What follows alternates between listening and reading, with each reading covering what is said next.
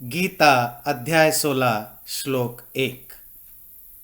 अभयं सत्त्वसंशुद्धिर्ज्ञानयोगव्यवस्थितिः दानं दमश्च यज्ञश्च स्वाध्यायस्तप आर्जवम्। ये चैप्टर का नाम है दैवासुर संपद विभाग योग। क्या क्या गुण हैं जो देवता बनने के लिए जरूरी है, क्या क्या गुण हैं जो असुर बनने के लिए जरूरी है। इस चैप्टर को जब आप पूरा पढ़ेंगे, आप ये अपने आप को एनालाइज करने के लिए आपके कुछ मटेरियल होगा। वो क्या कि मैं राक्षस हूं, असुर हूं, देवता हूं या मनुष्य हूं। हाँ, ये ध्यान रखिए, इसमें जो क्वेश्चंस हैं कि इससे दूसरों को मत एनालाइज करिए। ये सामने वाला राक्षस है, देवता है, असुर है। अपने लिए सारा शास्त्रों का जोर होता है अपने लिए। सब शास्त्रों को पढ़ने वाले दूसरों के लिए यूज करते हैं। दुनिया में जो शास्त्रों के धर्म का या स्पिरिचुअलिटी का जो खराब हालत हुई, उसके पीछे कारण है हम सब अच्छी चीजें दूसरों में देखना चाहते हैं, खुद में नहीं देखना चाहते हैं। सब बुरी चीजें दूसरों में होता है, हमारे में नहीं होता है। तो ध्यान रखिए, इस चैप्टर से हम अपने आप को एनालाइज करने का मौका मिलेगा हमें कि मैं राक्षस हूं, देवता हूं, असुर हूं। ओके, टॉपिक से जाने से पहले दो तीन चीजें इंट्रोडक्शन के रूप में जान लीजिए। जैसे देवता स्वर्ग में रहते हैं, इंद्र, वरुण, कुबेरा वगैरह। राक्षस एक अलग टाइप का व्यक्ति है जिसमें 15-20 सर होते हैं, जंगल में रहते हैं। इंसान जो है अलग है, ऐसा नहीं है। राक्षस भी, देवता भी, मनुष्य भी, तीनों इंसान ही होता है। पहले पशुओं का नाम आता था, आजकल हम बोलते हैं ना, बात बात पे कोई खराब काम करे ये जानवर हो गया है। पहले जानवर हो गया नहीं बोलते थे, क्योंकि जानवर इतने गिरे हुए नहीं होते, राक्षस गिरा हुआ होता है। इंसान जब गिरता है तो जानवर नहीं बनता। जानवर तो बड़ा अच्छा चीज है, वो उनका नेचर है, जैसा वैसा करते हैं। राक्षस बनते हैं, है ना। अगर आप पुराण की कहानियां जानते हैं या महाभारत रामायण की जो हिस्टोरिकल स्टोरीज आप जानते हैं, उसमें आप क्या देखते हैं? रावण राक्षस है, उसका भाई विभीषण वो तो इंसान है। कैसे हो गया? उसका एक स्टेप ब्रदर है कुबेर, वो देवता है। उसके पिताजी ब्राह्मण है, वो विश्रवा ऋषि है, वो इंसान है। और उसकी मां राक्षसी है। एक भाई इंसान है, एक भाई देवता है, स्टेप ब्रदर। दो भाई राक्षस हैं। ऐसे कैसे होता है भाई? कंस राक्षस है, उसके पिता उग्रसेन इंसान है, उसकी बहन, उसके दामाद सब इंसान है, उसका एक भांजा भगवान है ना। और वो खुद राक्षस है। तो अगर आप स्टोरीज को ठीक से पढ़ें तो राक्षस कोई अलग कौम नहीं है, या देवता कोई अलग कौम नहीं है। ये इंसानों में ही जो जिनमें अच्छी क्वालिटीज आ जाते हैं या होते हैं, वो देवता हैं। जिसमें बहुत बुरे स्वभाव आ जाते हैं, वो राक्षस हैं। जिसमें नॉर्मल एवरेज रहता है, वो मनुष्य है। फिर बुरा राक्षस है, अच्छा राक्षस है, बुरा इंसान है, अच्छा इंसान है, बुरी देवता है, अच्छी देवता है। ये क्या है? प्रोपोर्शन में फर्क आ जाता है। किसमें कितनी अच्छाइयां है, उससे उसकी देवत्व की चांसेस उतना ही है। जितना बुरा चीज ज्यादा है उतने राक्षस की संभावनाएं ज्यादा है। और बीच के कोटि में इंसान आता है, जहां राक्षस और देवता का सम्मिलन होता है। तो राक्षस, देवता और मनुष्यों को अलग अलग मत समझिएगा, फिर वो माइथोलॉजी में आप फंस जाएंगे। 16वां चैप्टर बहुत ही इंटरेस्टिंग चैप्टर है। ये बताता है कि हर इंसान के अंदर देवत्व भी है, असुरत्व भी है। देवत्व समझते, द डिवाइननेस भी है, असुरत्व, डिमोनिक नेचर भी है। नेचुरल ह्यूमन बीइंग तो है, ह्यूमन बीइंग के कुछ नेचर है, पर क्या क्या गुण डोमिनेटिंग स्टेज पर होने पर एक इंसान देवता कहलाता है, क्या क्या चीज गुण हमारे अंदर डोमिनेटिंग नेचर में होने पर हम असुर कहलाते हैं, और क्या क्या नेचर नॉर्मल होने पर हम इंसान कहलाते हैं। शुरू के 2-3 श्लोक में हम जानेंगे देवता, आप देवता हैं या नहीं है। मतलब आप मतलब आपने, मतलब हम सब इंडिविजुअली में देवता हूं या नहीं हूं। देखिए, वैसे इसको पढ़ने के बाद लगेगा हमारे में से बहुत कम देवता बचे हैं। आज जितने अंश में होगा उतनी देवत्व है। ऐसा नहीं है हम मनुष्य हैं, मतलब ठीक है, देवता नहीं हुए तो मनुष्य तो ठीक बन जाए। पहला है अभयम।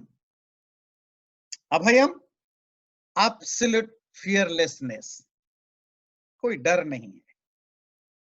आपको पता है दुनिया में जितने भी बुरा काम होता है ना, मोस्ट ऑफ बुरे काम करने वालों के बैकग्राउंड चेक करें, most of them are cowards, डरपोक। वो लाइफ में जो जितना ज्यादा डरता है वो उतना ज्यादा वायलेंट, उतना ज्यादा दूसरों को यूज करने वाला बनता है। नीडर अगर आप हैं, सांप भी चले जाएं, शेर भी चले जाएं, you know how to handle it, आप इनको नहीं मारते हो, उल्टा आप उनको डील करते हो। आपको पता है कैसे उनके साथ डील करना है। अगर आप डरपोक हैं, आपके घर में ककरोच भी घुस जाए आप उसको मार डालते हो। तो आप ककरोच को क्यों मारते हो? क्योंकि आप डरपोक हैं। लोगों में ये गलतफहमी है कि डरा हुआ आदमी क्या मारेगा, पर दुनिया में जो भी मारता है वो डरा हुआ ही मारता है। नीडर आदमी बहुत माइनर वायलेंस करता है। ध्यान रखिए, जो लोगों में परसेप्शन है और जो ट्रूथ में कितना फर्क होता है। निडरता आती कैसी? जब आपको मरने का डर ना हो, जो होगा देखा जाएगा। बहुत लोग बाय नेचर नीडर होते हैं, कुछ लोग स्टूपिड नीडर होते हैं। स्टूपिड समझते हैं, केयरलेस है, कोई फर्क नहीं पड़ता, कहीं भी कूद पड़ेंगे, गड्ढे में भी कूद पड़ेंगे, समुद्र में तैरना नहीं आता है तो समुद्र में भी कूद पड़ेंगे। वो नीडरता नहीं है, वो तो स्टूपिडिटी है। कभी कभी हम केयरलेसनेस को, स्टूपिडिटी को भी डेयरिंग समझते हैं या नीडर फियरलेसनेस समझते हैं। So we should know how to discriminate between a careless person, stupid person and a fearless brave man. These are two different things. डर नहीं होता है, जानने के लिए जानना पड़ेगा डर आता क्यों है। डर आता है मौत से। हमारे शास्त्र कहते हैं अभिनिवेश, मृत्यु के प्रति जो हमारे जन्म जन्मांतर से मरने से बचने का भाव डर बन जाता है। और जिसके अंदर जितना सबकॉन्शियसली मौत के प्रति न मरने की इच्छा जितना ज्यादा होती है सबकॉन्शियसली, वो उतना ज्यादा डरा हुआ होता है। इसीलिए आर्मी ट्रेनिंग में या पुलिस ट्रेनिंग में, कमांडो ट्रेनिंग में सिर्फ फिजिकल या मेंटल ट्रेनिंग नहीं होती है, उनको ये भी सिखाया जाता है मरने से क्या फर्क पड़ता है। मरना एक माइनर चीज है, जिससे कि वो मेंटली प्रिपेयर्ड रहे। मर गए तो मर गए। पर स्पिरिचुअलिटी में जो आत्मज्ञानी होता है, सन्यासी होता है या ऋषि होता है, उसका पहली क्वालिटी होती है कि वो नीडर होता है। पर एक इंटरेस्टिंग चीज है कि आजकल बाबाओं को खड़े कर दो, उनमें 99% डरपोक निकलेंगे। तो इसका मतलब उनमें काफी हद तक फेकनेस है।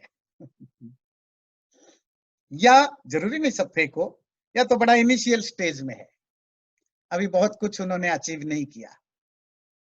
क्यों आप पूछेंगे, क्यों ऐसा? कोई लॉजिक तो होगा ना।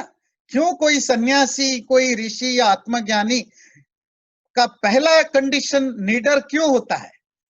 जब व्यक्ति रियलाइज कर जाता है मैं कौन हूं, बॉडी के साथ मेरा क्या रिश्ता है, ये आत्मा क्या है, माइंड क्या है, बॉडी क्या है, यूनिवर्स के साथ मेरा क्या रिलेशनशिप है, परमात्मा क्या है, उसके साथ मेरी क्या रिलेशनशिप है। जब आपको ये सब समझ में आ गया, डेथ एंड बर्थ, मृत्यु और जन्म क्या है, गीता के दूसरे चैप्टर में आपने पढ़ा, शरीर और आत्मा अलग हो जाना मृत्यु है, मिल जाना जन्म है। वो तो हम सबको पता है। पर पता हो जाने से, बुकिश नॉलेज होने से कोई फर्क नहीं पड़ता। जब आप इसको रियलाइज कर जाते हैं तो आपके लिए मरना कोई बात नहीं है, जस्ट कपड़े चेंज करना।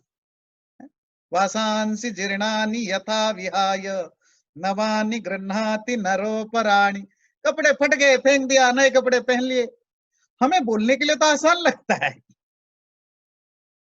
पर क्योंकि हमारे रियलाइजेशन नहीं है, एक्सपीरियंस में नहीं है, अंदर तो डर रहता है, क्योंकि हम इसको फील नहीं कर पाए। पर जिसने इसको रियलाइज कर लिया, अब वो किससे डरेगा? मतलब एक आदमी स्विमिंग का थियोरिटिकल ज्ञान बहुत है, प्रोफेसर है स्विमिंग डिपार्टमेंट का, थ्योरी डिपार्टमेंट का, वो आपको पढ़ाता है स्विमिंग क्या है, कब से शुरू हुई, हिस्ट्री क्या है, ज्योग्राफी क्या है, फिलोसफी क्या है, कितने तरह के स्विमिंग होते हैं, किसके क्या प्रोज है, कौन से, सब पता है। जैसे हम लोगों को सब शास्त्र पता है या पता हो रहा है, उसको सब पता, एक्सपर्ट है, सेमिनार्स में जाता है, वर्कशॉप करता है स्विमिंग के ऊपर। और एक दिन समुद्र में गया देखने के लिए, फैमिली के साथ, दोस्तों के साथ। दोस्तों ने सोचा होगा स्विमिंग का प्रोफेसर है, धक्का मार दिया समुद्र में। अब बेचारा डूबे, बचाओ बचाओ बचाओ। दोस्तों को लगा कि मजाक कर रहा है, पर सचमुच उसको तैरना नहीं आता था। मरे मरे बचाया गया। बोले भाई क्या हो गया? अरे भाई मुझे स्विमिंग नहीं आती है, पर आप स्विमिंग के प्रोफेसर। मैं प्रोफेसर हूं, स्विमर नहीं हूं। तो किसी चीज का ज्ञानी हो, किसी चीज का बुकिश नॉलेज रखना समथिंग डिफरेंट।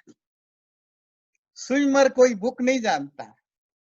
किसी तैराक को पूछो कि कितने तरह के स्विमिंग होते हैं, कितने क्या एंगल रखना पड़ता है, हाँ? उसको हो सकता है नहीं पता हो, पर आपको बीच समुद्र में उसको फेंक दो, वो तैर के आ जाएगा। हम सब वो स्विमिंग के प्रोफेसर हैं, सब जानते हैं, पर अंदर कुछ नहीं, इसीलिए हम डरे हुए होते हैं। बुकिश नॉलेज होने से डर नहीं जाएगा। जो स्विमर है उसको डर नहीं लगता ना। नदी में जाओ, समुद्र जमाओ, कुएं में जाओ, उसको पता है स्विमिंग करके आ जाए, वो डरता नहीं है। जिसको ज्ञान हो जाता है वो डरता नहीं है। और वो ज्ञान थियोरिटिकल नहीं, प्रैक्टिकल ज्ञान जब हो जाता है तो फिर आप डरते नहीं है।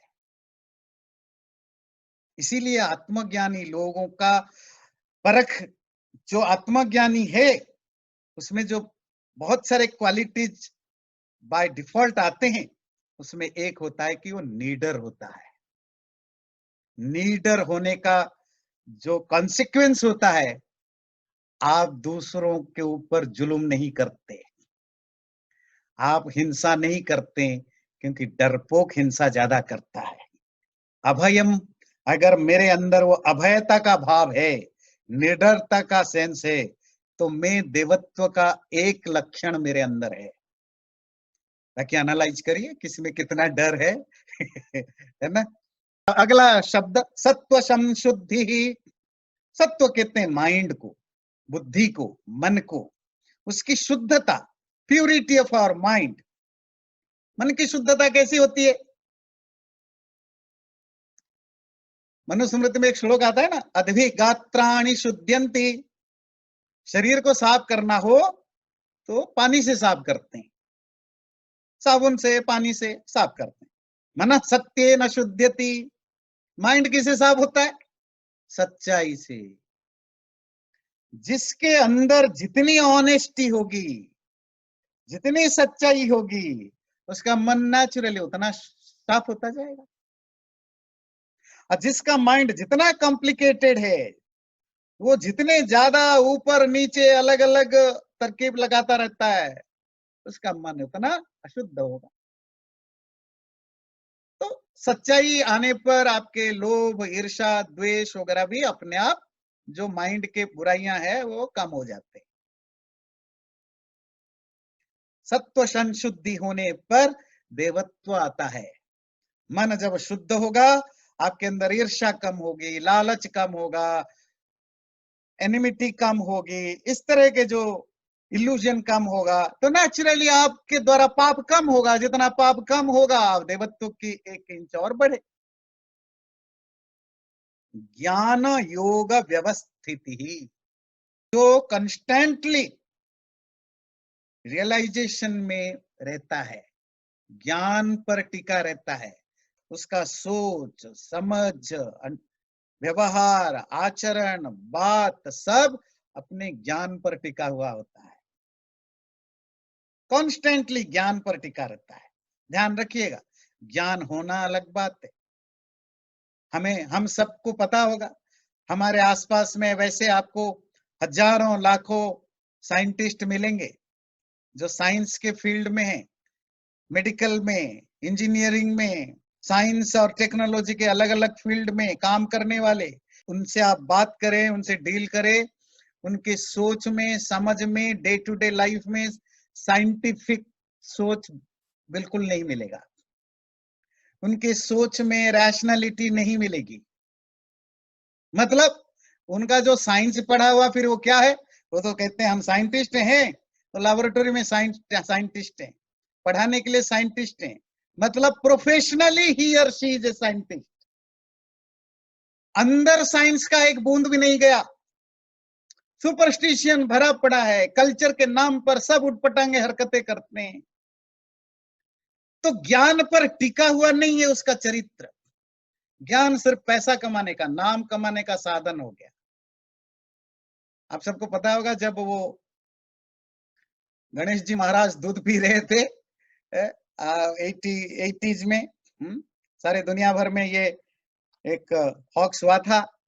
भारत में तो गली गली जहां देखो सब गणेश को दूध पिलाने चले। यूनिवर्सिटी में एक प्रोफेसर से हिंदी का, वे उन्हीं की मुंह से सुनी हुई ये बात है। तो वो बता रहे थे, एक दिन जिस दिन गणेश जी दूध पीने का जब वो चल रहा था दिन भर, तो उनकी प्रोफेसर कॉलोनी में जो फिजिक्स के प्रोफेसर थे, वो बड़े बाहर से आ रहे थे, बड़े खुश होकर के। तो अपने घर के बालकनी में बैठे हुए हिंदी के प्रोफेसर, तो उन्होंने पूछा, जो भी उनका नाम था, कैसे हैं भाई, बड़े खुश नजर आ रहे हैं, कहाँ से आए? बोले बताओ मत, आज मैं बहुत खुश हूँ। क्यों? ये मैं 4 घंटे लाइन में लगा था। किसके लिए? गणेश को दूध पिलाने के लिए। पिलाया, बड़े मजे से पिलाया, दूध पिला के वापस आ रहा हूँ, तो बड़ा मन खुश है, बड़ा धर्म का काम हो गया। अच्छा, ठीक है। उनके घर में तभी वो बाई होती है ना, मेड, झाड़ू पोंछा करने वाली, वो काम कर रही थी, वो बालकोनी में बैठे थे तो वो भी वहीं काम कर रही थी। तो उस व्यक्ति ने अपने मेड से पूछा, तुम नहीं गई गणेश को दूध पिलाने? मेड ने बोला, साहब क्या बोलते हो, पत्थर कभी दूध पीता है? दूध पीने लगे तो कोई जाएगा दूध पिलाने? तमाशा है साहब। हिंदी के प्रोफेसर ने बोला, बोले काश तुम हमारे किसी यूनिवर्सिटी में फिजिक्स का प्रोफेसर होती तो लोगों का चरित्र बदल जाता। तुम अनपढ़ होकर इतना तो समझते हो पत्थर दूध नहीं पीता, पर ये फिजिक्स का प्रोफेसर को समझ में नहीं आता मैटर क्या है, एनर्जी क्या है और मैटर कैसे काम करता है। ये पत्थर को दूध पिलाने गया था। ये ध्यान रखिए, हमारे लाइफ में बहुत सारे हमारे आसपास ऐसे लोग हैं जो साइंस के फील्ड में काम करते हैं, साइंस पढ़े लिखे हुए हैं, पर उनकी सोच में साइंस गायब है, उनके व्यवहार में साइंस नहीं दिखेगा। साइंस तो छोड़िए, वो जो कॉमन सेंस भी नहीं दिखेगा, वो लॉजिक नहीं दिखेगा, वो रैशनैलिटी नहीं दिखेगी। इसका मतलब उनका ज्ञान एक एक पर्टिकुलर काम के लिए यूज होता है, रेस्ट ऑफ लाइफ में नहीं। देवत्व का एक क्वालिटी है, जब आपकी एवरी मोमेंट, आपका हर व्यवहार उस जाने हुए ज्ञान के बेस पर हो। जितना होगा उतना देवत्व ज्यादा, उतना कम होगा उतना आप कम देवत्व। राक्षस नहीं है, देवत्व कम होगा। अगला, दानम। दान समझते हैं? देना, हेल्प करना। आपको पता है राक्षस लोगों की का जो चरित्र है, वो भी यज्ञ करते हैं, तपस्या करते हैं, शास्त्र पढ़े हुए हैं। रावण तो वेद का बड़ा विद्वान था, सब करते। फर्क क्या होता है? जिसके अंदर देने की प्रवृत्ति ना हो वो राक्षस हो सकता है। देने की प्रवृत्ति, देना एक देवत्व गुण है, दैव गुण है, एक डिवाइन क्वालिटी है। जिसके अंदर देने की आदत है, बिना सोचे कि मैं क्यों दूं। देना जरूरी है। अच्छा, क्यों देना जरूरी है? क्योंकि आपका लाइफ भी किसी के कारण हुआ है ना। आप अपने आप थोड़े पैदा हो गए, अपने आप थोड़े बड़ा हो गए, अपने आप थोड़ा ही एजुकेटेड हो गए, अपने आप थोड़े ही पैसा कमाने लग गए, नहीं ना। करोड़ों लोगों का डायरेक्ट इनडायरेक्ट इन्वेस्टमेंट है आप में, इन्वेस्टमेंट नहीं, कंट्रीब्यूशन है आपके लाइफ में। तो आप ये नहीं कह सकते कि मैं तो अपनी मेहनत से आगे बढ़ा। तुम मेहनत जो करते हो जाकर किसी गांव में करो, ऐसे जगह पर कहो जहां फैसिलिटीज नहीं है, तो क्या मेहनत करके करोगे? तो आपकी लाइफ में जो कुछ है दूसरों के कारण, इसीलिए जो हम कमाएं उसका कुछ हिस्सा देना चाहिए। वो तो चलो सुन के आपने दिया, बहुत सारे लोग रिलीजियस हैं इसीलिए देते हैं क्योंकि शास्त्रों में पढ़ा है या बताया गया कि भाई देना जरूरी है, वो अलग चीज है। हम उसकी बात नहीं कर रहे, वो देवता नहीं है। देवता कौन है? जिसके अंदर ये नेचर है, प्रवृत्ति है देने की। मेरे पास $5 है और मैंने देखा मेरे सामने कोई नीडी है, उसको $2 की जरूरत है, मैं दे दूंगा, बिना कुछ फील किए कि मैं किसी पर एहसान कर रहा हूं। देकर खुश रहूंगा। देते समय जब मन में खुशी हो, कोई एहसान का भाव नहीं। और वो कब होगा पता है? जब हमारे नेचर में आ जाए, जो मैं कमाता हूं कुछ हिस्सा दूसरों को दूं, कोई नीडी है, जरूरत में है, उसको दूं। बात पैसे की नहीं है, पैसा है, ज्ञान है, टाइम है, फिजिकल हेल्प है, ब्लड भी देना, रक्त भी दान करना। ब्लड देने से किसी का काम नहीं होता, पर करोड़ों लोग हैं ब्लड देते नहीं है। और शरीर में जी यकीन मानिए 200 पाउंड है, 250 400 पाउंड के लोग हैं, और 1 पाउंड खून देने के लिए उनको पसीना छूटता है। क्यों? खून देने से कम हो जाएगा? नहीं, अगर होता भी हो 500 पाउंड आदमी का क्या कम होगा, वैसे ही दे देना चाहिए। पर क्या है, प्रवृत्ति नहीं है, नेचर नहीं है देने की, नेचर नहीं है। और जिसमें ये देने का नेचर बन गया वो देवत्व की कैटेगरी में आ जाता है। दमश्च दमः, माइंड को कंट्रोल करने का नाम होता है दमः। हमारे लाइफ में हम जितने भी बुराइयां करते हैं, छोटा बड़ा कोई भी गलत काम करते हैं, मन की बात को हमेशा सुनना, मन को कंट्रोल ना करने से। मीठा खाने को मन कर रहा है जी, मत खाओ, मोटा हो रहे हो, बीमारी हो रही है, ठीक है, रोका नहीं जा रहा हो, क्या करो, थोड़ा सा तो दे दो। एक्सरसाइज नहीं करते, आपको पता है आप बीमार हो, आपको एक्सरसाइज करना जरूरी है, नहीं करते हो, क्यों? मन नहीं करता, और कुछ नहीं, मन नहीं करता। बहाना तो अलग होता है, मौसम खराब है, ठंड है, गर्मी है, बारिश है, अकेला हूं, नींद आ रही वगैरह, मन नहीं करता। जो आदमी मन की सुनता है वो बीमार भी होगा, सबसे बढ़िया बीमार वही बनेगा, सबसे खराब काम भी वही करेगा, हर तरह की बुराइयां उसमें आती है। और व्यक्ति में जिसकी जितनी अच्छाइयां आपको दिखता है, इसका मतलब है कि उसने किसी हद तक मन को कंट्रोल में रखा है। आपको गुस्सा आता है, आपको मन करता है ना कभी कभी इसको मार दूं, ये भाग क्यों नहीं जाता, मन करता है, पर आप थोड़े ही मारते हैं, रोकते हैं ना। बहुत लोग रोक नहीं पाते, गोली चला देते हैं। क्यों गोली मारा? मन को रोक नहीं पाया, और इसकी ट्रेनिंग भी नहीं है कि मन को रोको। तो मन ढीला होना, इनडिसिप्लिन्ड माइंड आपको राक्षस की ओर ले जाएगा, डिसिप्लिन्ड माइंड आपको देवत्व की ओर ले जाएगा। स्पिरिचुअलिटी तो all about discipline of mind, regulation of mind. यज्ञश्च, अगला है यज्ञ। यज्ञ का सामान्य अर्थ तो यही है कि जो अग्निहोत्र वगैरह हम करते हैं, हवन करते हैं, उसी को यज्ञ कहते हैं। पर यज्ञ का एक ब्रॉडर मीनिंग है।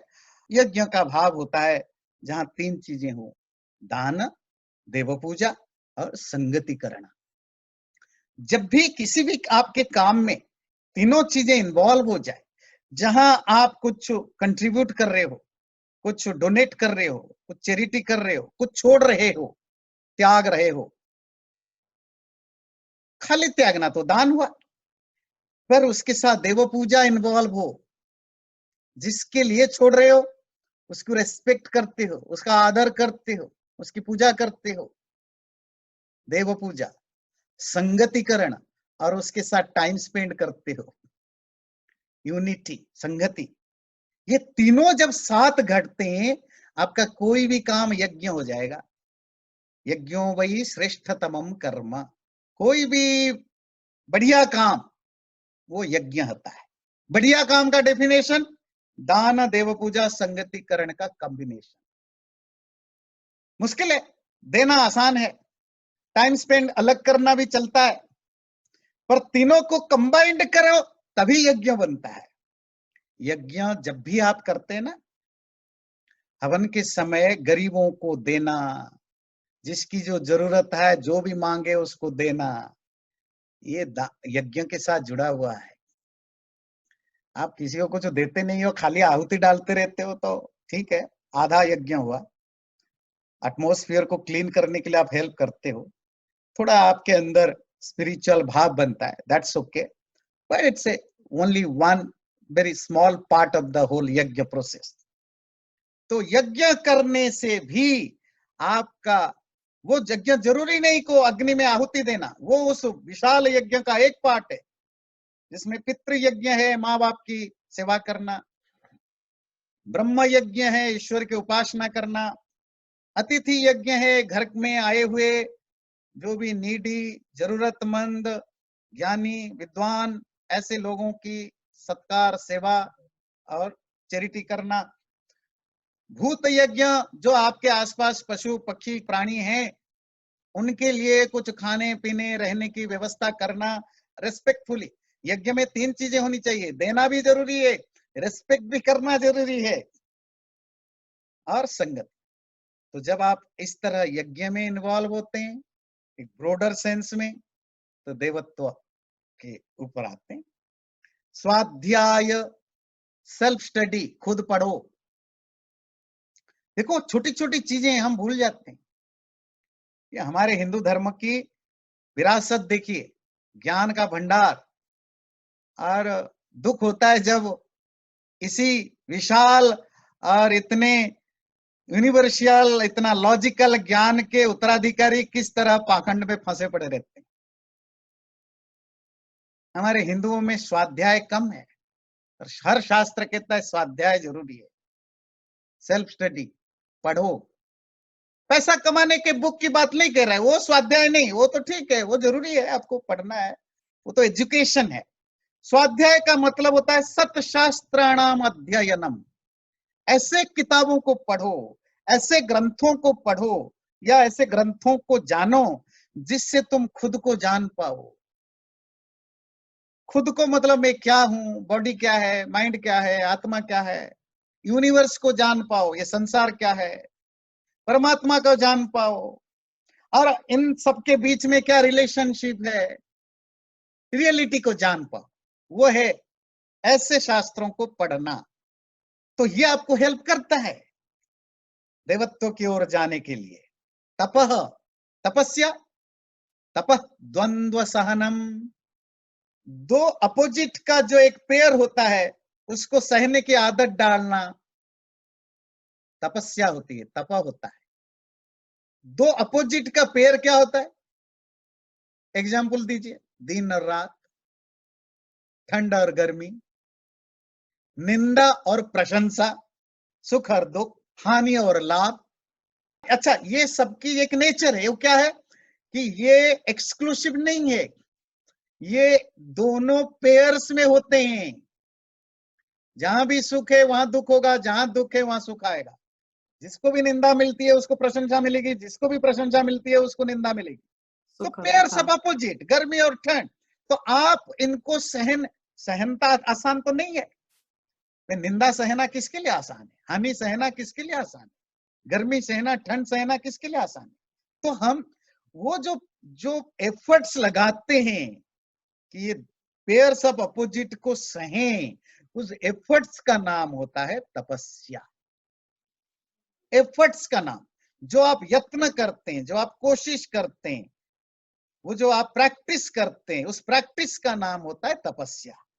अगर आप कष्ट सहने की चेष्टा करते हैं, सुख दुख निंदा प्रशंसा सहने की कोशिश करते हैं, तो यकीन मानिए सिर्फ तपस्या करने से ही आपके लाइफ के ज्यादातर जो बुराइयां वो खत्म हो जाएंगी। गर्मी और ठंड को सहने के आदी हो जाएंगे। कोई निंदा भी करता है, आपको बुरा नहीं लगेगा कि आप रिएक्ट करो, नेगेटिव रिएक्ट करो। ऐसा नहीं कि हो नहीं सकता, प्रैक्टिस करते धीरे धीरे, उसका नाम है तपस्या। और जिसमें जितनी तपस्या होगी उसमें उतनी देवत्व का पोटेंशियल बढ़ेगा। अगला है आर्जवम। बड़ी सिंपल चीज है। आर्जवम का अर्थ ही होता है रिजुता, सिंप्लिसिटी, और मोस्ट डिफिकल्ट टास्क। किसी फिलोसोफर ने कहा, it's very difficult to be simple. Simplicity में सिंपल वर्ड तो है, पर सिंपल होना बड़ा मुश्किल होता है। और हमारी लाइफस्टाइल, हमारी सोसाइटी ऐसी बन चुकी है जहां सिंपल होना कभी कभी कुछ लोगों को लगता है ये तो नेक्स्ट टू इम्पॉसिबल है, हम सरवाइव कैसे करेंगे।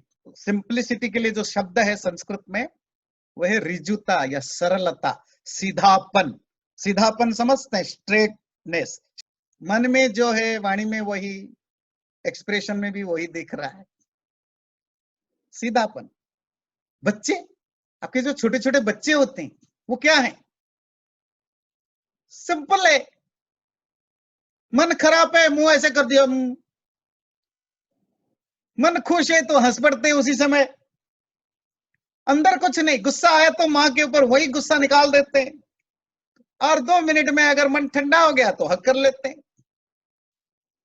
और 1 सेकंड के अंदर उनका कोई मन मुताबिक काम नहीं हुआ तो मुंह फुला के बैठ जाते हैं, और आप खुश होते हैं, क्योंकि स्ट्रेट फॉरवर्डनेस सबको अच्छा लगता है। पर पता नहीं क्यों हमारी सोसाइटी ने हमें मजबूर कर दिया, या जो भी रीजनिंग हो, हम कॉम्प्लिकेटेड होते गए। हम सोचते कुछ हैं, बोलते कुछ हैं, करते कुछ हैं, दैट इज कॉम्प्लिकेशन। देवत्व का और एक गुण है, जिस मनुष्य में जितनी सरलता हो, स्ट्रेट फॉरवर्डनेस हो, सिंप्लिसिटी हो, वो उतने देवत्व के करीब है। अब कुछ लोग हो सकता है थोड़ा मिस इंटरप्रेट करे कि मैंने स्ट्रेट फॉरवर्डनेस कहा कि जो मन में हो वही वचन में हो, तो आपका मन करता है गाली देने को, आप घूम घूम के सबको गालियां देने लगे, बोले मैं तो सिंपल हूं, स्ट्रेट फॉरवर्ड हूं। नहीं, ये स्ट्रेट फॉरवर्ड नहीं होता।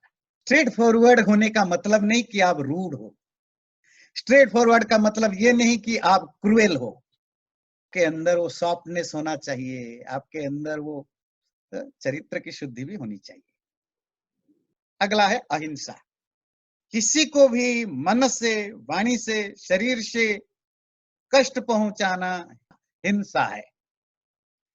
मन से भी कष्ट पहुंचाना, आपने किसी को रूडली बोला, गालियां दी, बहुत मिसबिहेव किया, वो भी हिंसा है, उसको कष्ट हुआ। कष्ट देना हिंसा है, कष्ट ना देना अहिंसा है।